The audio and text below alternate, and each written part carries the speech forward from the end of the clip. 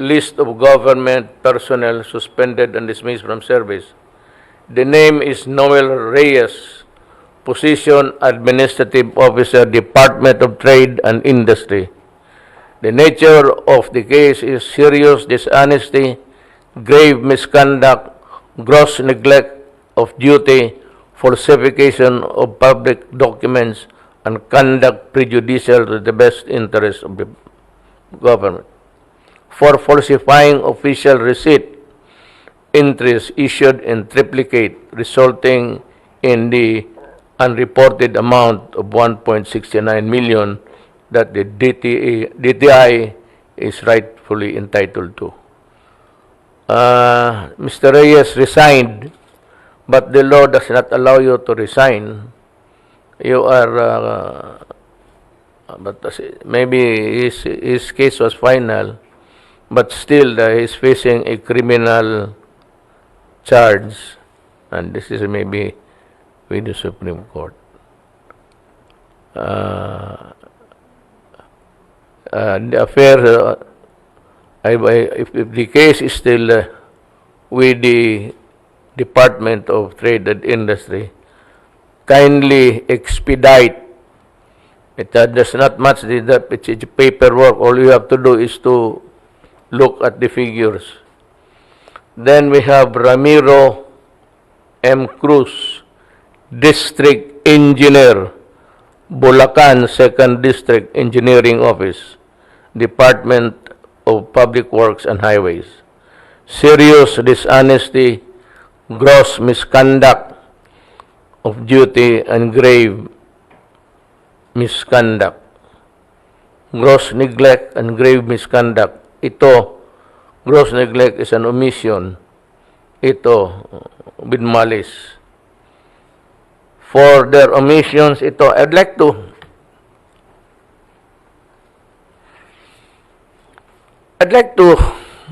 issue a warning. Hindi pa tayo ako tapos sa DPWH. Hindi pa ako tapos sa inyo. Kayong mga matagal na sa district engineer. Some of you are even are friends of mine. Ito si Ramiro Cruz, District Engineer, 2nd District. Serious dishonesty, gross neglect of duty, and grave misconduct.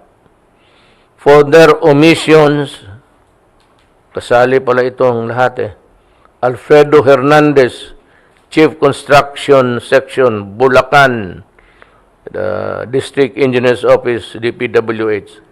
Armando Juan, Project Engineer, Bulacan, 2nd District. Ganito pala ito ang kasalanan. Kayong mga prove to me nga kayong mga engineer, pumasa kayo sa board, baka putang ina. Pineke ninyo.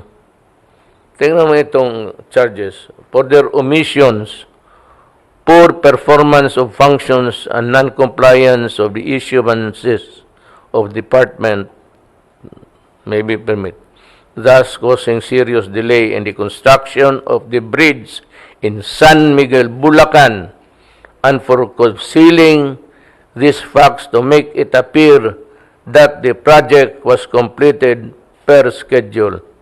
Anak ka ng putang ina ninyo, umalis kayo sa gobyerno. Preventive suspension.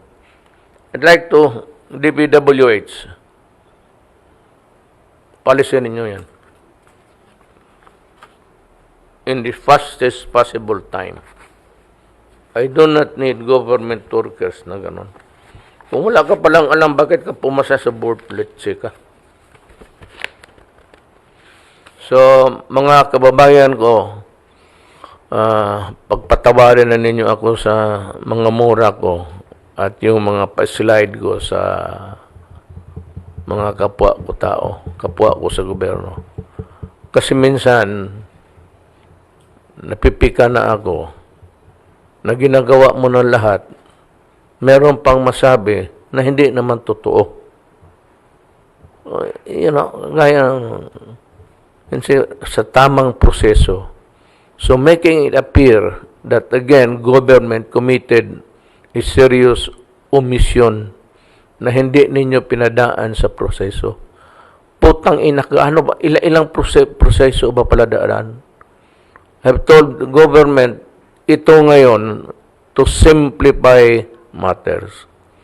And if need be, go to Congress and ask for a revised law or regulation limiting the number of the offices where the documents or papers must pass through. Kasi pag hindi yan ang naka-ano sa Pilipinas delay.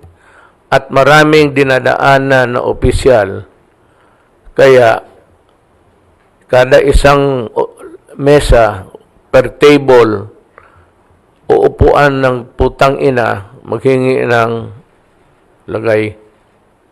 Kaya the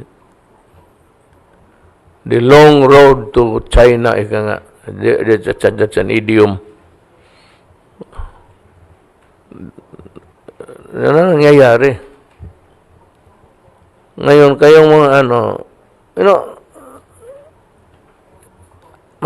madali na lang ako. I'm less than a year, wala na ako. Pag nagkamali kayo, basi konti ngayon. Iwasan ninyo magkamali. If you value your work, if you want to stay in government, iwasan ninyo.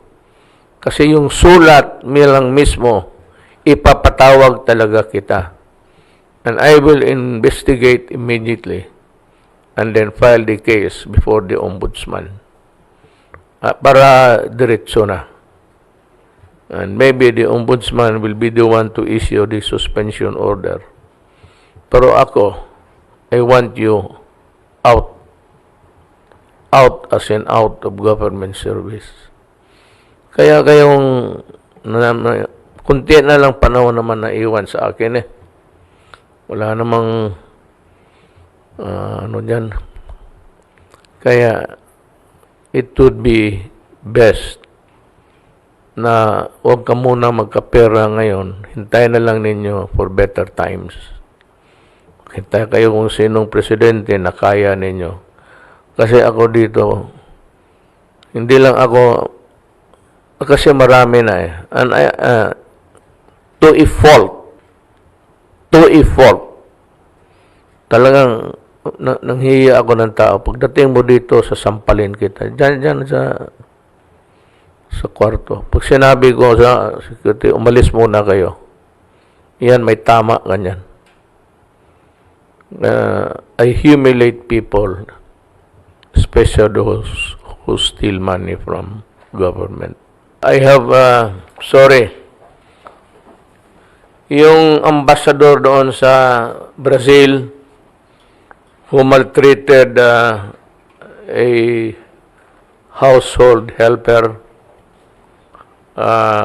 ito pa sa repeatedly inflicted physical harm doon sa tao.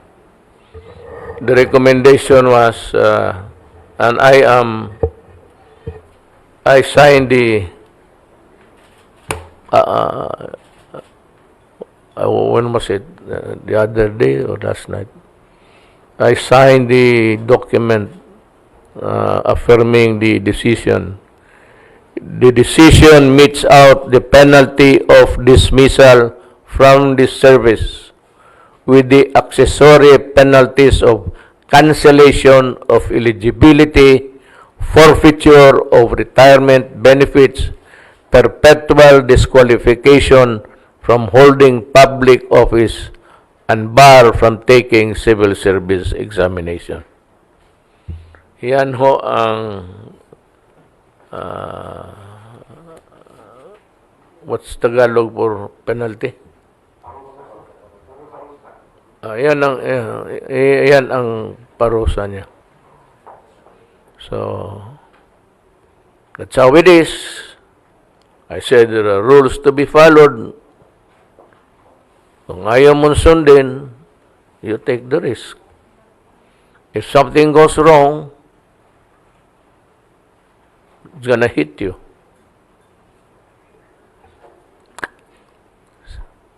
Maraming salamat po.